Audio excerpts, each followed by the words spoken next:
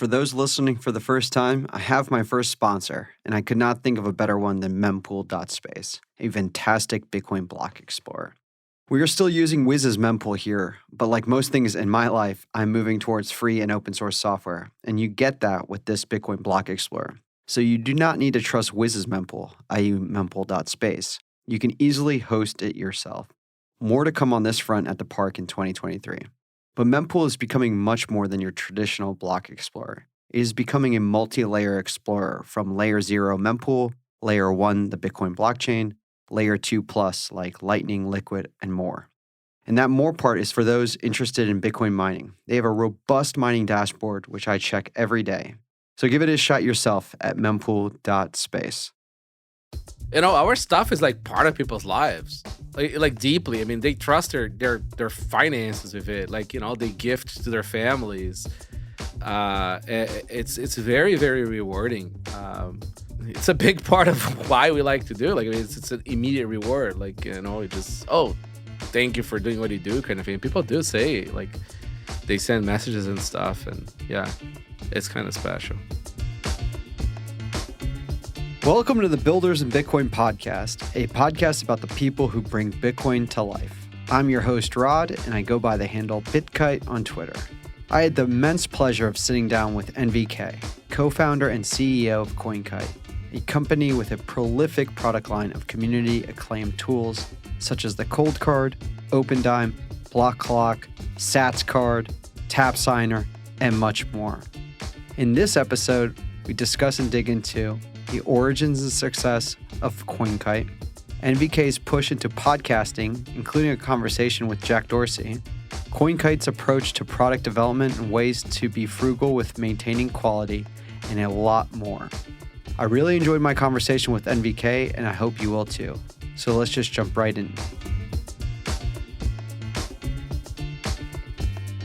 My man, NVK, how the heck are you? Hey man, I'm good. Thanks for having me. This is a cool facility. Yeah, I don't know if I would describe it as a facility, but yes, I see the smile ear to ear, and that makes me so dang happy. Like we joked, I think we've been chatting for like 6 months. Ever since we opened this place, we've been on exchanging messages. I'm like, buddy, can you come and visit? You're like, oh man, I would. I'm hunting this weekend. Oh man, I would. Family obligation this weekend. Oh man, I would. The next thing you know, you're like, hey man, I'm boarding a plane. I'm coming. And the next thing you know, today, you're like, hey, I'm feeding the entire park with barbecue. It's in the other building. And I'm like, legend. Oh man, like for the people that don't know, like, so I'm like coming out of the airplane and like Rod is like, oh, so have you got an Uber yet? If not, like I'm there. I think we do it a little bit differently here because so if you haven't been to Nashville, pretty much everything is 15 minutes away, even the airport. So when you messaged like landed, I was like finishing up a meeting and I'm like, dude, I'll hop over and pick you up unless you order that Uber. And Matt and I really enjoy that airport experience. Actually, funny enough, Matt's actually better at the airport experience than I am. I'll just come pick you up, maybe bring like a LaCroix bottle. Matt will bring you a White Claw or a beer because we have one less than the you're allowed to drink in the car here. Do not recommend drinking and driving, by the way, just as an FYI here in Tennessee. But no, it's so awesome to have you here and experience the park. For someone, by the way, do you remember so when we were starting these meetups, I like messaged you. I'm like, hey, if there's some product that you're cool with, like shipping us, I'm happy to give them out as a nice token of appreciation for folks showing up and spending time with us. Do you remember the box that you sent me? I really don't, but we have a tendency of like sending, going a little bit overboard with the care packages. You guys and Bit Refill, I'm serious, like straight up support the Meetup community organizers better than it's like 1 and 2 you guys, like vice versa, and then there's nobody else. Like Bit Refill, like just without a shadow of a doubt, Sergey and Thomas, shout out to them. They'll like help us with drinks and pizzas. You guys, that box you sent me, I like opened it up and I was like nervous how much product you sent me. It was we're now finally through the whole shipment about a couple months ago, but it was Coldcards, it was Opendimes, it was seed plates, it was hats, it was everything, and I just want to say thank you for that. Oh man, you're welcome. It's like somebody has to do the orange peeling. We want to support that. Yeah, orange pilling is tough. I think we were even talking about this, where it's like you want to help people learn about Bitcoin all the time with everybody, but you can't really have all of those conversations. That's right. I don't know if you want to just touch on, like, for me, at least here in Nashville, it's like there's some specific people that I see all the time. And it's like, I'm in fintech with those people.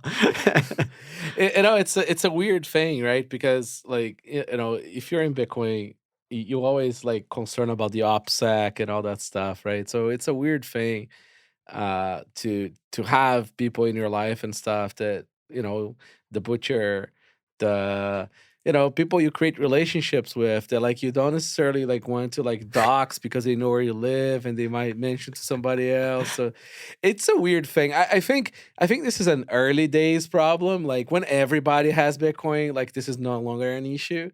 Yeah. But like you don't want to be known as the guy who has gold in the basement, right? Like, and I feel like this is very binary. Like in the bull market, people are like, "Oh, Rod must be like legit rich," right?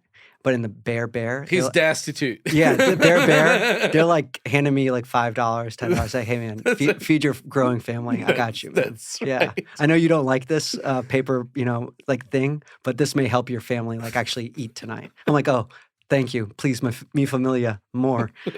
But like even before, like, let me back up. Like, what did you do before Bitcoin? Oh man, what I didn't do. I worked in software, I worked in marketing, I worked in construction, I worked in photography. Jesus, I mean like there was a lot of different stuff. I'm one of those kids that like got into the internet in the very early days, so like BBS days kind of thing. So I was making my little teenager fortune, like making like little like programs and websites for people. Um so yeah, I know, and that's sort of like the pre, and then like I think I was working on this startup that was building a time series engine for a search engine for time series data, right? Try to sort of like disrupt Bloomberg machines and stuff like that. And I'm coming like from tech, right? So like I absolutely have no idea about finance shit. Yeah. But it's time series data. Like let's look into that. But that of course that startup didn't work out, and those guys were fucking assholes. But that's a different story. But yeah, no, like I met up with Doc Hex, my business partner, like around that time. It's like the same time kind of thing, like many things going on at the same time. And we bump into Bitcoin white paper, and we started sort of like doing stuff.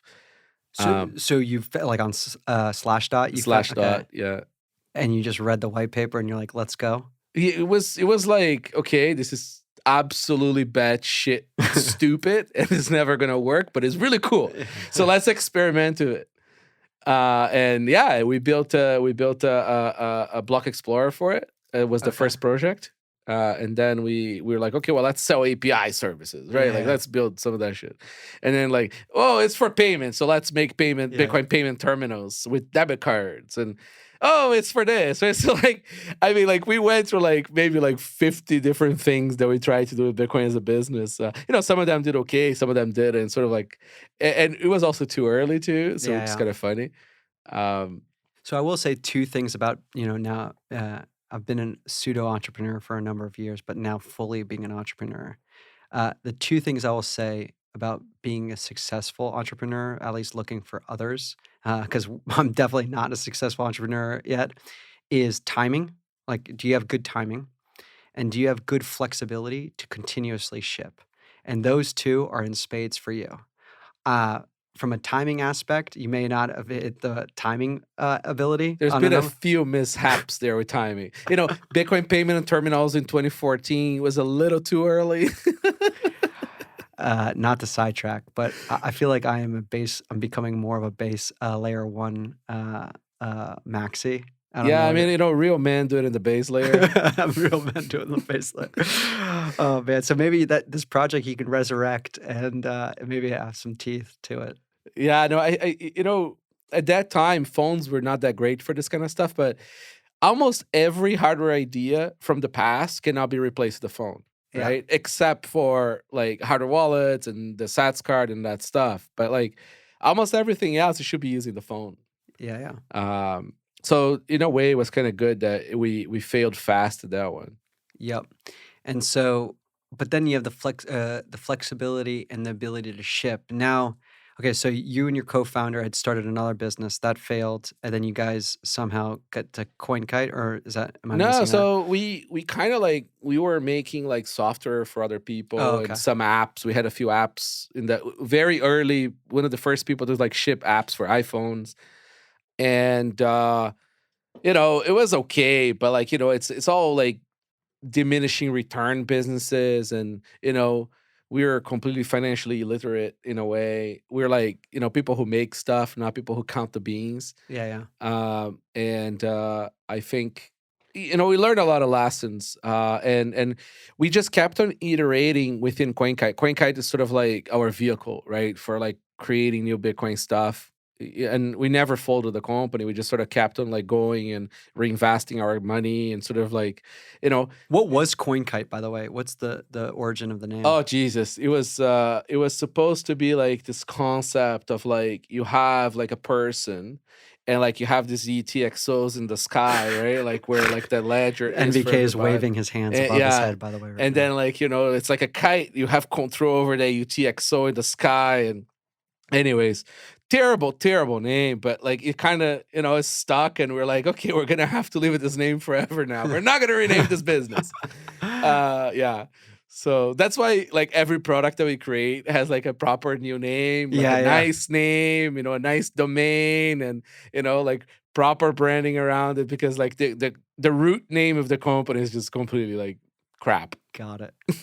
Okay, so sorry I cut you off. No, but you guys are building the business with software apps and so on, and then you stumble into, all right, Bitcoin. And how did you guys end up? I think the core, the MK1 was your first real like. Oh, but that was years later. Oh, years later. Many years later, because we had the Bitcoin payment terminals, like PCI certified with the debit cards. That was the first thing. Well, actually, sorry, the Block Explorer was the first thing. That was btclook.com. So then we're like, okay, great.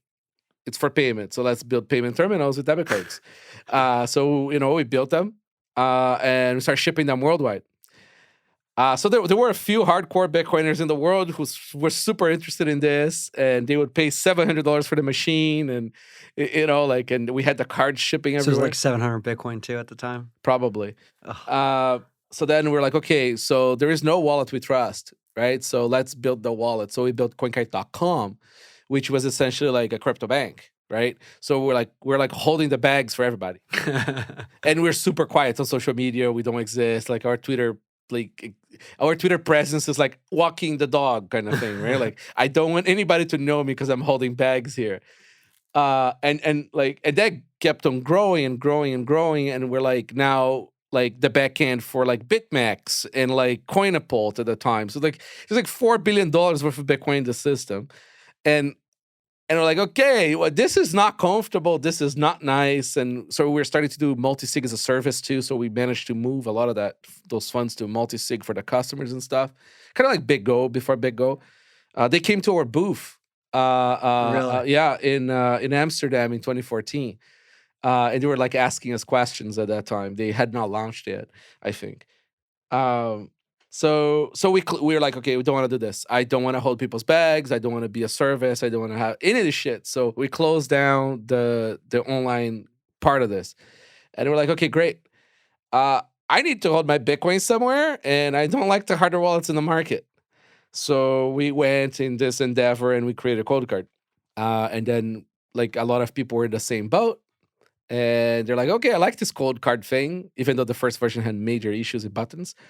It sort of like it started to grow from there.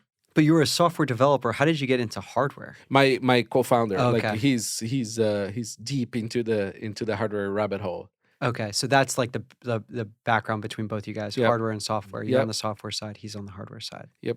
I mean, he does way better software than I do. Like it's 10x, 100x. So you're just the radio well, guy. I do product, I break the software, like it's I run the company, Yeah. I, work supply chains, I'm the jockey, like he's He's the horse. Yeah, he's a lot better. So, okay. So what was the feeling, by the way, when you had MK1 and you found, I feel like you found product market fit, even though if the keys were a little bit funky at the time. Oh no, man. It was hard because we built everything around this thing called PSBT, which is partially signed Bitcoin transaction. And it was an old bit, but nobody used it. So we had this product and no wallet software to use with it. So we had to go out there and convince the whole market, everybody, to adopt PSBT. It did happen. Yeah. And then from there, it started to become interesting, right? Because like now we're the only one that supports PSBT on the hardware side. But we are also the only one that had those trade-offs, right? Like the secure elements with like, proper verifiable code. And so like it's a substantial sort of like advancement in my view of the trade-offs in hardware wallets. And I think the market saw that. And then it was sort of like just a matter of like getting more people to understand that and people buy it. Like we're in the 4th version now. That's freaking awesome, man. So how many SKUs do you guys now have? I think like we got about like 20 different products and maybe like 50 different SKUs. Wow. Yeah. And there's more stuff coming. Tom, remind me to talk about the more stuff because every time you're like, dude, let me show you this. Let me talk to you about that.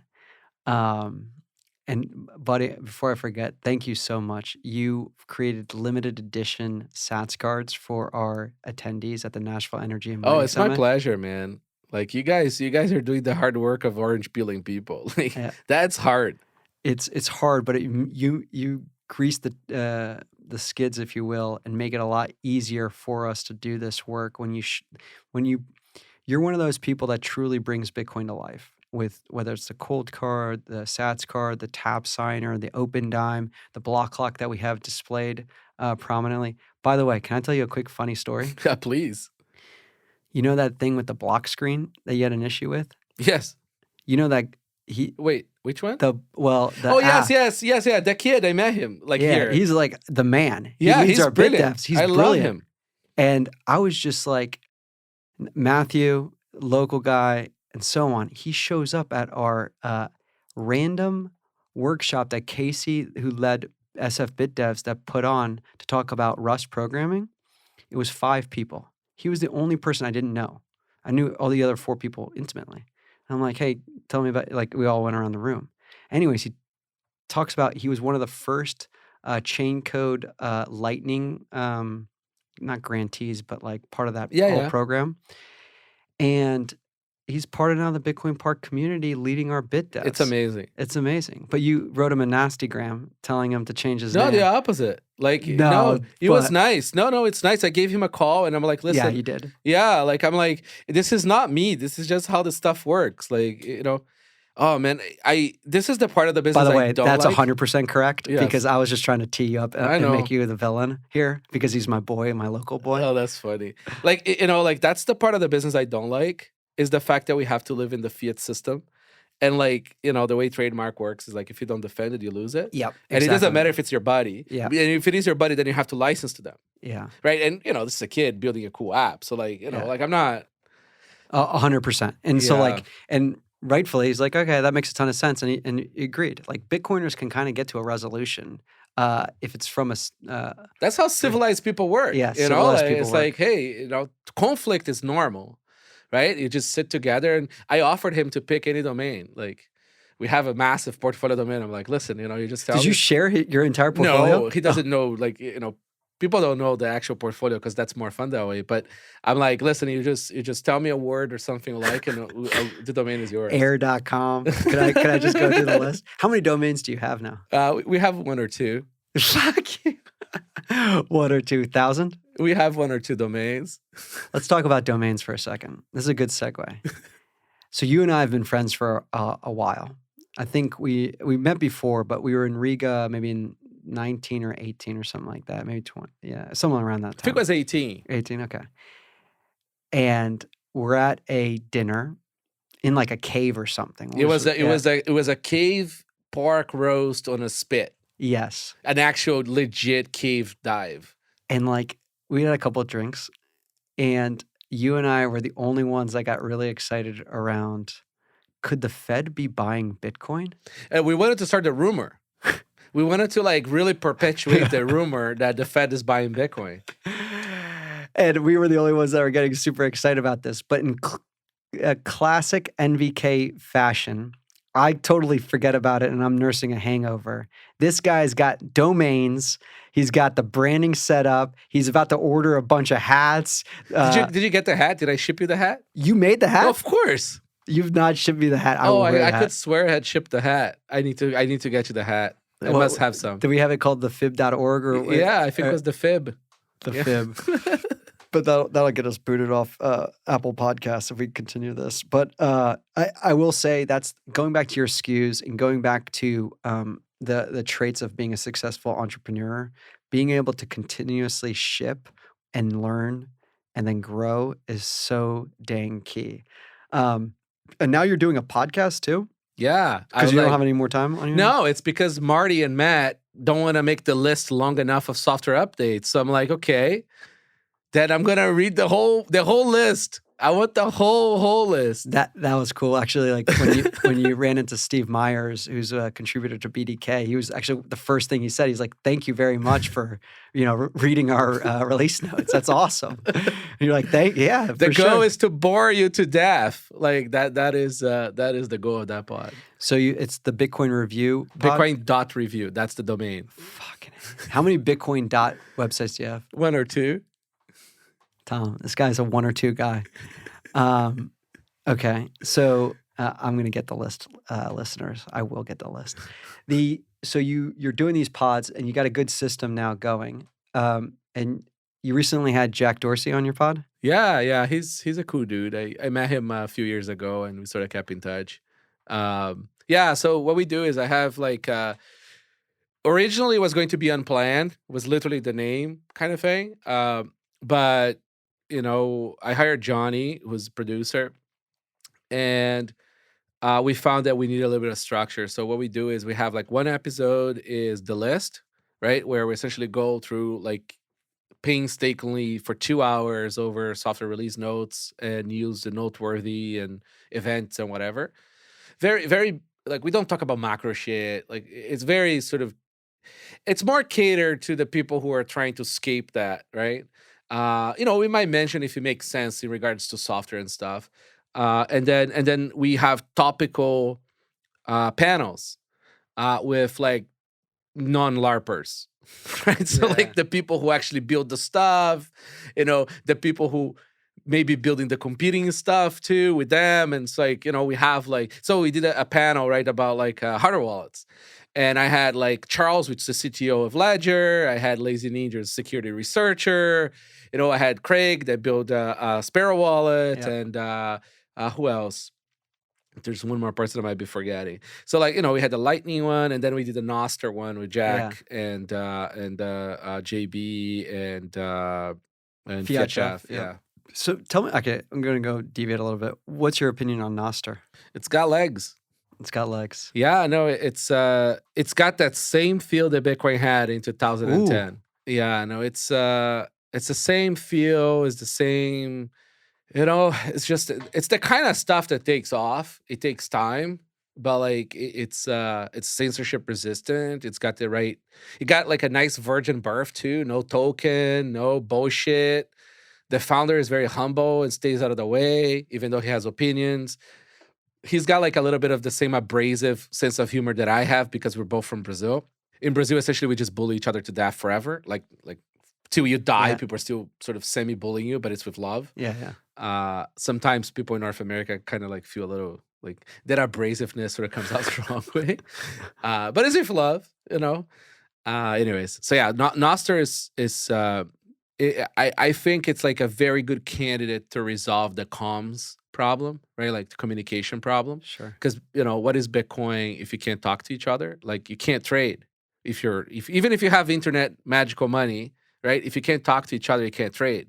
So that's Well, the you marriage just that have I a bunch see. of Opendimes, and Yeah. yeah. Yeah, no, but still, like you still, no, I'm not even talking about I'm talking about literally humans talking to each other and Sure. say, hey, I want to buy your laptop, Yep. right? I want to sell stuff. All the current communication methods and platforms will censor you, right? Twitter, Facebook, whatever. So like if you don't have a place to sell your stuff or talk to people about your stuff, like you're Totally. screwed.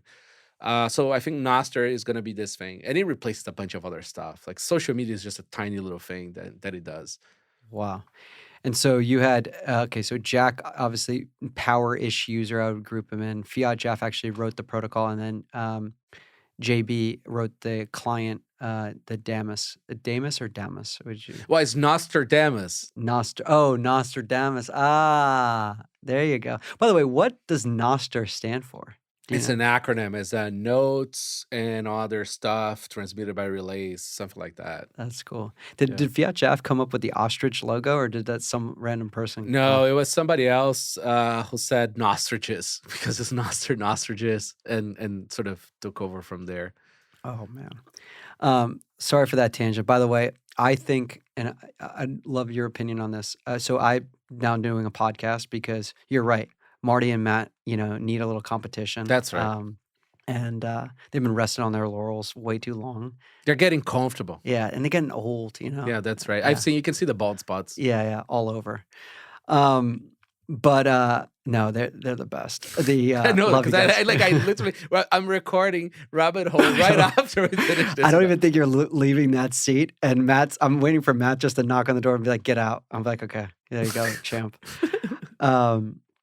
This is not a live show, but this is recorded, so you're not gonna know that probably a week later. But I have felt podcasting has not only been therapeutic, but it's one of the most selfish things to also do, in my opinion. I get to sit here with a friend for an hour and ask whatever questions I want to No ask. phones, No phones. I love that. Yeah. I'm worse than you. I do it for 2 hours per episode.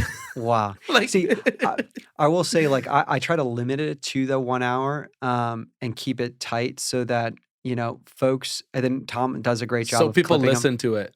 Yeah, people. I actually, dude, that's so funny. Like, I love Matt. I know Matt loves me, but he'll antagonize me and be like, "Hey, so how big is your audience now?" Be like, "Cool, yeah, Citadel Dispatch," and like, "All right, Jared." Oh no, I mean those guys are playing at a different level. I do the thing I do, and I hope nobody listens. I always joke that's like there's 10 people who listen to us. You always joke that there's always 10 people that listen. I know, and this is the crazy thing. Then there's that one person that will listen and then say like, so especially the meetup. Okay, so going back to the selfish thing, like, which is I get to ask you whatever I want to talk about, and then I hope to bring, like, the purpose of this pod is the builders in Bitcoin, about the people who bring Bitcoin to life, and then talk about that. And it's one of the most heartwarming things when someone's like, "Hey, I was listening to that episode with NVK, and I didn't really know his story. That makes a lot of sense. I now really appreciate how much like care him and his co-founder put into the MK3 that I use, all the time, or the Opendime that I always gift every Christmas to my family. Like that tie-in appreciation goes such a long way. I mean, being like, this is one of the things I love about making hardware devices is like, our stuff is like part of people's lives. Yeah, like deeply. I mean, they trust their finances with it. Like, they gift to their families. It's very, very rewarding. It's a big part of why we like to do. Like, I mean, it's an immediate reward. Like, it just, oh, thank you for doing what you do, kind of thing. People do say, like, they send messages and stuff, and yeah, it's cool. It's kind of special. Do you have a favorite product? No, I'm not a favorites kind of guy. Like, while we're selling what we make, I'm already like, there's this other 10 things I want to do. And I'm like, sort of like, let me work on those 10 things now. All right. What are the other 10 things? Oh, I can't talk about that. Dude, no one listens to this pod. You're good. I know. Still, like, see, like, this is the difference between software and hardware, right? Like with hardware, I know I can make the device. I know I like can get the access to the parts and all that stuff. But until I have a clear picture that I can do it economically, right? Like it's viable economically speaking.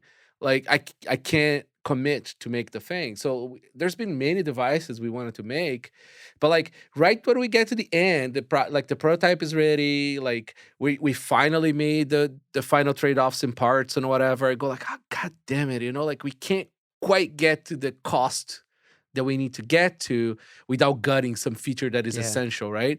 And then we just can the project. Like I have boxes of like stuff we made that never shipped. Can I make one request? Go for it. I want an original Blockclock. I'd love to make that, but it's gonna cost like 20 grand to make one. Do you know, like, so the digits on that thing are made in a factory in Poland, the last factory in the world that makes digits for train stations that are electromechanical digits. It costs an absolute fortune to get those digits. They're rated for 100 million actuations. And then like that board, because of the amount of impedance that we needed, like the board is huge, and we use 3 microns of gold instead of 1. Peter Schiff would love those. Same for the Blockclock minis and the micros. Like that's why the gold looks so pretty. Like there is extra microns of gold there. It costs a lot more, but it's still like, that's what I'm saying. Like I need to make the product the way the product needs to exist. If I can't do that economically, then just doesn't. Damn. Okay. I fucked up. I knew when you sold it back in the day, and you're like, "Hey, man, I'm gonna be done. This is the last roll. Whoever needs, buy them, buy them." Even I think you may even proactively texted me. You're like, "I'm not bullshitting. Like this is it." Yeah. And I'm like, "Yeah, man, I'll get it." Why did you release the Satscard and the Tapsigner at the same time? It's the way we built the firmware and the way the production works for them. It's very sort of like intertwined. So I know it just confused the fuck out of the market extra. It took like a few months for people to understand the products, but they're starting to go now, right? Yeah. It's just a function of development and the lack of interest we have in like polished marketing and stuff. Yeah. We don't really do marketing per se. We like making the products, not selling the products. Yeah. Well, I'll say this because when you sent us a box, again, so freaking kind. I was like, oh shit, a bunch of Satscards. And then I was like handing them out. I'm like, oh, there's a couple Tapsigners in here. Oh shit, hell yeah, let's rock and roll. I lost my train of thought for 1 second around that's the thing. Satscard, going back to being thankful for you creating the custom limited edition. I mean, I got to trust you won't print any more, but we only have 150 or so of those. 200. Yeah. I don't have one. Well, you're going to get one because you're going to be attending at the summit. Brands should be all over this, in my humble opinion. Like the mempool one you created with It's Wiz. beautiful, right? Oh, it's beautiful. Like the PubKey one. Dude, so what's the process, by the way? Have you seen this? Oh my God. It's not for sale, but we have this one. We sell to brands that are interested in making their own. We send those as a sample. That is it. So if those obviously listening, it's a red Satscard with white lettering, capital letters, 3 rows, 3 words, your brand here. And it is so beautiful. So mempool, PubKey, us, Nunchuck, like Spiral. Spiral? Yeah. Oh, cool. But like, okay. I mean, I didn't even ask for it. You just did it out of your kindness of your heart. Like, how does a brand get like a dope ass Satscard? Just reach out our sales email, and it takes quite a few weeks to get it done, of course. But yeah, like we have bulk costing and everything. We're all set up. We have hit us up. Like we have a guy. What's the sales email? Sales@coinkite.com. That damn domain, coinkite.com. So you just email sales@coinkite.com and say, hey, here's what I want to do. And then I'll just go back and forth on some proofs. And so it's like minimum 1,000 order. And, the pricing varies depending on like how like the market is and whatever. with production and our scheduling. Sure. But yeah, they will give you the latest price and go from there. You send us the artwork, and there's a lot of brands coming out. Like we've taken a lot of orders this last few weeks. You got to think, if you're a Bitcoin focused company, you want to have your own Bitcoin branded Satscard that you can then either send to your clients, your customers, your partners, and so on throughout. I mean, for conferences, right? Like, Yeah. I hate conference crap. Like, I am one of those people who really dislikes garbage and packaging and things like that. So, like people giving me like a really bad water bottle or a really I bad know. T-shirt at a conference. Like, if they give me a Sets card, like I'm like, oh, that's really cool, and it doesn't take my luggage space on the way back from the conference. Yeah, I had a smile on my ear to ear until the luggage side. But yeah, to that point, that's where we align so well, because Matt and I couldn't agree more. Like, we have a whole mantra here that, we treat everyone as a VIP. There's no tiered pricing on tickets, or, buy 2 days to go and you got to buy. It's like, we want to curate these experiences so we maximize the value for each of the attendees and so on, even to the point of like how they're welcomed at registration. So for those that don't know, Oh you man, this hinted. guy's rolled the red carpet for everybody here. It is quite nice. You guys got something special going on here. Thank you, man. I appreciate it.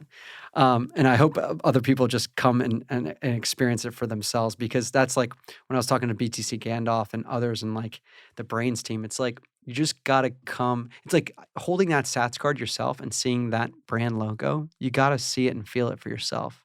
How did you guys even come up with the Sats card? Yeah, so what was it, about 6 years ago, I think 7 years ago, we came up with Opendime, right? Because I really wanted a physical Bitcoin, because I never liked uh custodian's coins, Yeah. right? Because you had to trust that the guy, which was a very nice guy, didn't have a copy of the private key. Because I wanted it for two reasons. I wanted to have a physical Bitcoin that I could essentially transact without internet or anything, right? And I wanted to be able to gift Bitcoin to people without having the capacity of rug pulling them like paper wallets, right? Yeah. So Opendime is what we did with that. That was the invention of that device. Like, you have the device, only the device knows the private key. Nobody does, right? And but we couldn't cost reduce it. Like, it was too expensive for what it is, for one key and stuff. It's just we couldn't do it. We tried in many different ways, couldn't do it. And then we bump into this. Finally, we bump into this specific chip. We're like, oh, this is perfect. And this was many years later. We can now make a cheap Opendime, right? And they're like, well, like, holy shit! With like a variation of this, we can also make Tapsigner. And so, like, we spent like 6 months a year and we made them. And Satscard actually has 10 slots on it, so you can reuse it 10 times. It's flat, so it's cheap to ship. Yep. It's plastic. It's very reliable. It fits on it's just got all the right properties, right? And the coolest part is that, like, you can have your brand on it. That's so cool. The only branded Opendime that ever happened was for Square. Yep. For one of their years, for Christmas, they made a huge batch of Opendimes with their brand. They were purple Opendimes with the Square logo on it, and they gave it to Christmas to all their staff. Oh, that's awesome. But like, people couldn't do that like at those prices, right? So we're like, we want to make a physical Bitcoin that people can have their brand or design on it, and card medium is perfect. Man, so that leads me to an interesting point, which is like product development. Like, how big is the team now? I think we're about like 8 people now or something like that. God bless. What a business. So like, how do you, like, is it just you and your co-founder that's like local and you guys just shoot the shit and kind of Yeah, well, we have a few like more guys now, right? But they're not like local. But on the product development side, like, okay, hey, like, continue to iterate and think through and test. It's mostly me and Doc Hex. We just sort of hash out like ideas and we make them. What's a typical day look like for you? Kids wake us up. Yeah. Like, at coffee and to the desk, like. And I envision like a workshop, like a Bitcoiner workshop. I have a lab on the basement, and Yeah. he has an even nicer lab in his house too, and we do stuff that way. And then we have a local factory that does most of our stuff, and just you know, there's like the volume of shipments because we make physical stuff, right? Yeah. So like every device that exists, every like, you know, like part that comes out, like we want samples, right? We want to play with stuff. So like it's just like the volume of crap that comes into our places, like it gets a little out of control. So when Coinkite USA? You know, like we will have at some point we're gonna have to have distribution facility here, and because right now it ships from our distribution Yeah. facility in Canada. Many years ago, we used to have fulfillment in the US. But when Trump won, you guys, like, with the other 3 people went to Canada? No, No, I'm you just kidding me? joking. I know that was a bad joke. No, that was way back. No, so remember Shipwire? Uh, Vaguely. very good supply, so fulfillment company, but then they got bought and Okay. it became shit. And I no longer wanted to trust them or like their pricing or whatever. So we're like, nope. And you know, there's something nice about having the whole stock Yeah. near you too. You can keep an eye on it. And, if you've never ordered a product from Coinkite, like, you guys take a lot of pride in the way the packaging is done, not only from a design aspect, but really from a security aspect. Maybe you wanna shed some light into that process. Yeah, so like, you know, all the devices are made and programmed in Canada. Like things that need it go in security bags. Like they look like those bags where they put booze in Yeah. international flights. So they have a what they call a level 4 of void evident tape on them.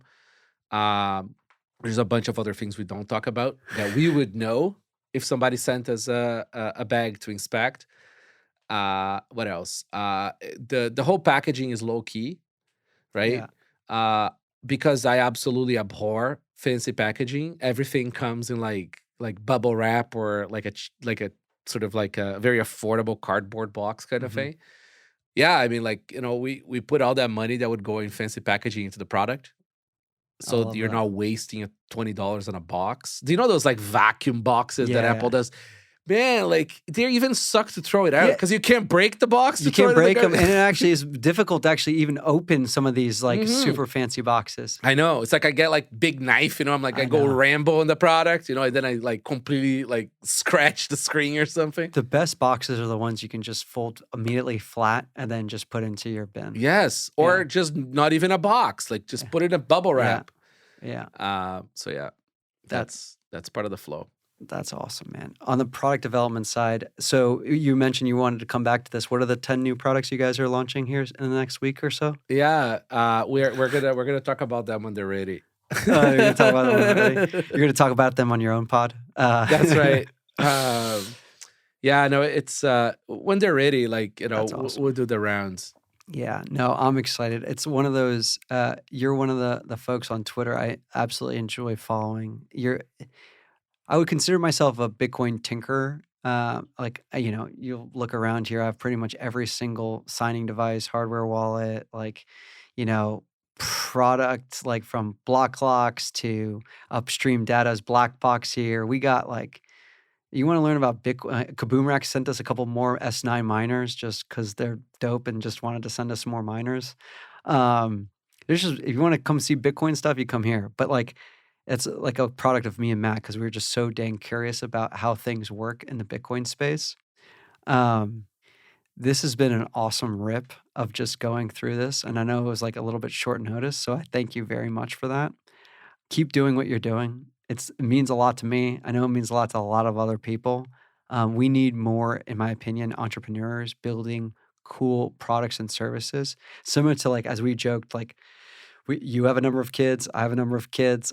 Now probably have more kids than Bitcoin, and it's a trade-off that we have right around building things that we think can, I hope, outlast or make more than the price of Bitcoin's appreciation, but it also gives me purpose and also helps long-term Bitcoin. So it's a win-win-win in my opinion around, and it's so much fun to do.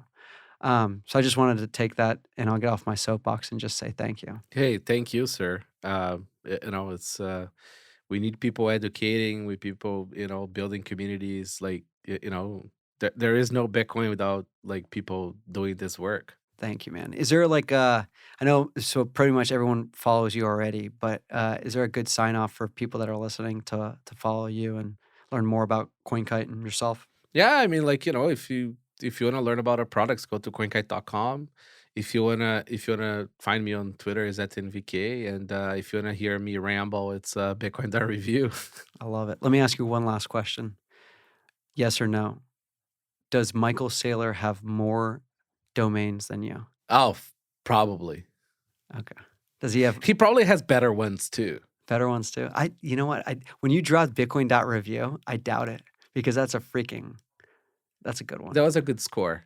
When did you score that? I can't remember. Okay. Yeah, it's one thing you don't do is do the math on how much Bitcoin you could have bought if you had not like bought domains and maintain, because domains are rentals, right? You Yeah. still have to pay per year on them. You know, one thing I do right now is like I'll wake up and I'll be like, Rod, one day 100 Satoshis is going to equal like, Yeah. half I mean, I've never used so much Bitcoin for purchases than buying White Claws here at the cafeteria. Are you serious? Dude, we have the best deal in town. $4. No, I know, but I have like seriously like because you've been buying so many yeah, White I Claws. just keep on, like it's just there. You Yeah. just like take a picture and like take another White Claw, take a picture, take another White Claw. Like I hardly ever. I don't like using Bitcoin. I'm too old for this. Bitcoin, under the mattress, and that's it, kind of thing. I love it. I love it, man. Well, thanks again, and thanks for spending so much time with us, and thanks for the Satscard. I think we're gonna have just north of 150 people plus a number like 15, 20 volunteers. So like all of those limited edition Satscards are going to be not only given out, but I definitely used here, and I can't thank you enough, man. Thanks, man. Awesome. Cheers.